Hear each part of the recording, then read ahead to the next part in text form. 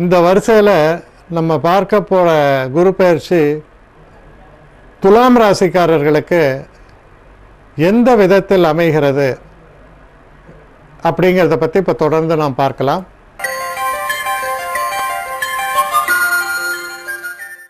துலாம் ராசிக்காரர்களை பொறுத்த வரைக்கும் குரு என்பவர் 3ஆம் வீட்டுக்கும் 6ஆம் வீட்டுக்கும் உடையவர்.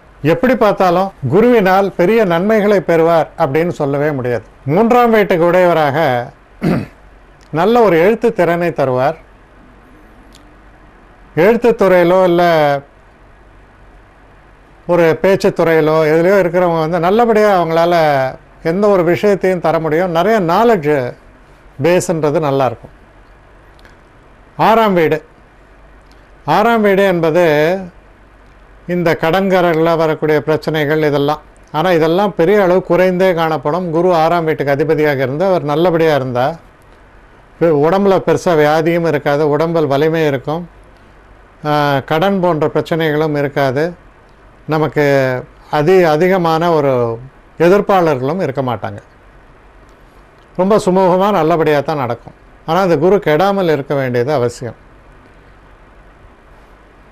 இப்போது இந்த 6ஆம் இடத்துக்கு குரு அதிபதியாக இருக்கும்போது என்ன பிரச்சனைன்னா, மனசில் தைரியம் என்பது குறைவாக இருக்கும்.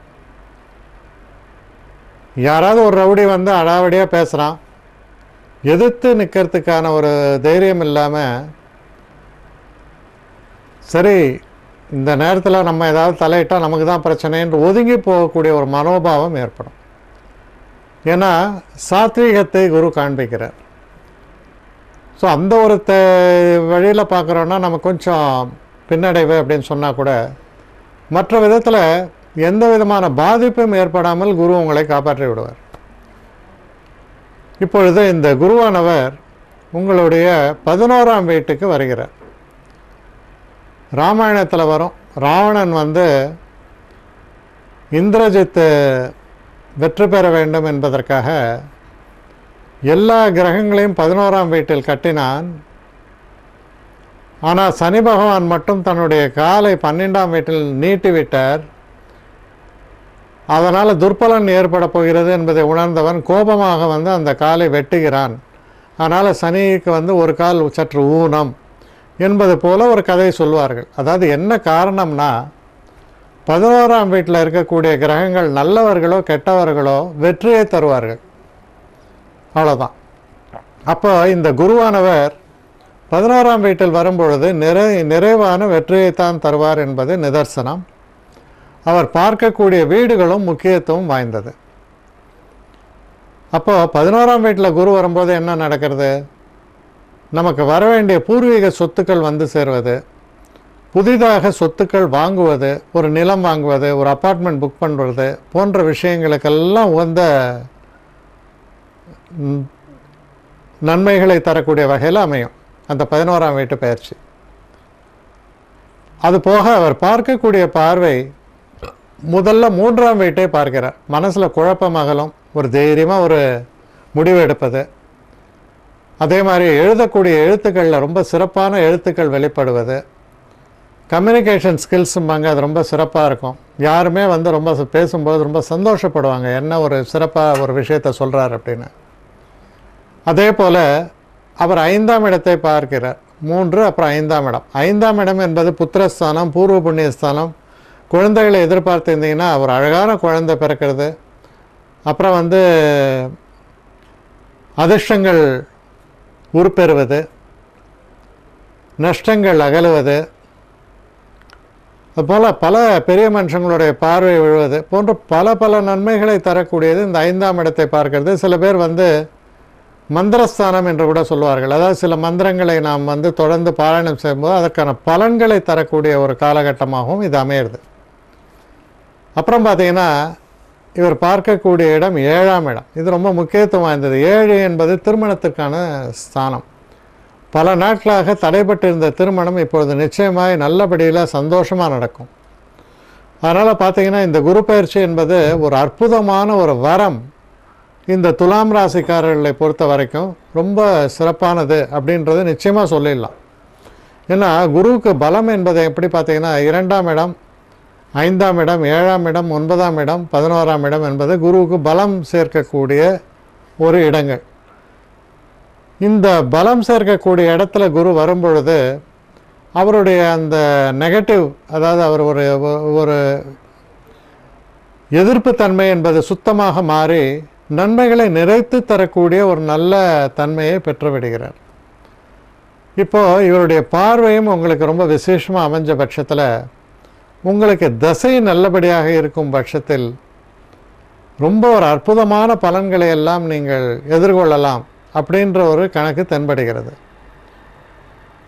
இப்போ உதாரணத்துக்கு நம்ம இந்த காலகட்டம், அதாவது இந்த 13 மாத காலகட்டத்தில் என்ன நடக்கிறது அப்படின்னு நம்ம பார்த்தோம்னா, ஜூலை மாதம் தொடங்கி நவம்பர் மாதம் வரையில் இருக்கக்கூடிய அந்த காலகட்டம் எதிரிகளை வெற்றி கொள்ளக்கூடிய ஒரு காலகட்டம். நமக்கு பிரச்சனையாளர்கள், எதிர்ப்பாளர்கள் போன்றவர்களை எல்லாம் வெற்றி கண்டு ஒரு சிறப்பான ஒரு தனித்தன்மையை வெளிப்படுத்தி உங்களுடைய திறமையை பாறைச்சாற்றக்கூடிய ஒரு சூழலை ஏற்படுத்தி தருகிறது இந்த காலகட்டம். தொட்டதெல்லாம் வெற்றி. அடுத்து பார்த்தீங்கன்னா, இந்த டிசம்பர் மாதம் தொடங்கி கிட்டத்தட்ட பிப்ரவரி மாதம் முடிய இருக்கக்கூடிய அந்த காலகட்டம் ரொம்ப ரொம்ப அற்புதமான காலகட்டம். அதாவது திருமணம் நடப்பது, காதலில் வெற்றி பெறுவது, புதுசாக தொழில் தொடங்குறது, நீங்கள் வேலை பார்க்கக்கூடிய இடம் ஒரு பிரச்சனைகள் இருந்தால் அதில் மாற்றம் ஏற்பட்டு ரொம்ப ஒரு சந்தோஷமான ஒரு சூழல் அந்த வேலை பார்க்கக்கூடிய இடத்துல ஏற்படுவது போன்ற சுப நிகழ்வுகள். அப்புறம் புதுசாக வண்டி வாகனங்கள் வாங்குவது, ஆடை ஆபரண சேர்க்கை போன்ற சுப நிகழ்வுகளை எல்லாம் ஒட்டுமொத்தமாக சேர்த்து காண்பிக்கிறது. ரொம்ப அற்புதமான காலகட்டம் இந்த காலகட்டம். அதற்கு அடுத்தபடியாக பார்த்தால், கிட்டத்தட்ட மே மாதம் 10ஆம் தேதி தொடங்கி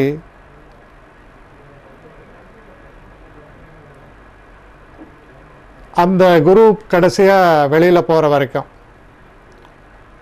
அதாவது ஆகஸ்ட் மாதம் 14ஆம் தேதி 2016ஆம் வருடம் வரையில் இருக்கக்கூடிய காலகட்டம் எப்படி இருக்குன்னா, இவ்வளோ நாள் நல்ல முன்னேற்றத்தை கண்டீர்கள், இதுக்கு மேலே அது தொடர்ந்து வரக்கூடிய வகையில் தான் அமையும். இந்த காலகட்டத்தில் பார்க்கும் பொழுது உங்களுடைய புத்திரர்கள் சிறப்பாக வருவாங்க. உங்களுடைய நண்பர்களால் உங்களுக்கு நிறைய உதவி கிடைக்கும். அதே நேரத்தில் நீங்களும் நண்பர்களுக்கு உதவுவீர்கள். நீங்கள் பொது இதில் சம்மந்தப்பட்டிருந்தீங்கன்னா அதில் நல்ல புகழ் பெற முடியும். உங்களுடைய பேச்சுக்கள் திறம்பட அமையும். சில நேரங்களில் கேட்பாங்க, நான் எம்எல்ஏ ஆகிடுவேனா, எம்பி ஆகிடுவேனான்னு. அது மாதிரியான ஒரு சந்தர்ப்பங்கள், சூழ்நிலைகளில் நீங்கள் ஈடுபட்டு அந்த போட்டியில் கலந்தீங்கன்னா நிச்சயமாக அதற்கான வாய்ப்புகளும் உங்களுக்கு ஏற்படும். அதனால் புகழின் உச்சகட்டத்திற்கும் திறமையின் அதாவது இந்த திறமையை நிரூபிக்கக்கூடிய அளவுக்கு, அதை வெளிக்கொணரக்கூடிய அளவுக்கு இருக்கக்கூடிய அந்த சிறப்புகளும் இருக்குது. அதுபோக படிக்கக்கூடிய பசங்கள், இந்த ராசியில் இருக்கிறவங்க வெளிநாடு சென்று மேற்படிப்பு படிக்க வேண்டும், இல்லை எனக்கு ஏற்ற மாதிரியான கோர்ஸு கிடைக்கணும் அப்படின்ற ஒரு நிலைப்பாடு எடுத்து அவங்க செய்யும் பொழுது அவங்களுக்கு மன திருப்தியை தரக்கூடிய அளவில் அந்த நன்மைகள் எல்லாம் நிறைத்து காணப்படுகிறது, அவர்களுக்கு கிடைக்கிறது. அப்போது இந்த துலாம் ராசிக்காரர்களை பொறுத்தவரையில் மிக மிக ஒரு அதிர்ஷ்டமான ஒரு குரு பயிற்சி காலம் என்று சொல்லலாம். சில நேரங்களில் அந்த 7 நாட்டு சனியோட அந்த கடைசி பார்ட் இருக்குன்னும் போது சில தொல்லைகள் இருக்கலாம். ஆனால் அதையெல்லாம் மீறி மிக மிக சிறப்பான நல்ல பலன்களை தரக்கூடிய இந்த ஒரு வருட காலம் என்பது முத்தாய்ப்பாக ரொம்ப சிறப்பாக அமைந்திருக்கிறது. அதனால் துலா ராசிக்காரர்கள் நினைத்தபடி வெற்றியை அடையவும், நீங்கள் மனசில் என்ன எண்ணங்களை வைத்திருக்கிறீர்களோ அது உருப்பெறுவதும் ஆக பலவிதமான நன்மைகளையும் உங்களுக்கு நிறைத்து தரக்கூடிய ஒரு சிறப்பான ஒரு காலகட்டம் என்பதை உறுதியாக நம்பலாம். தொடர்ந்து நாளைய பலன்கள் நிகழ்ச்சி மீண்டும் உங்களை சந்திக்கிறேன். விடைபெறுகிறேன். வணக்கம். ஸ்ரீரங்கம் ரவி.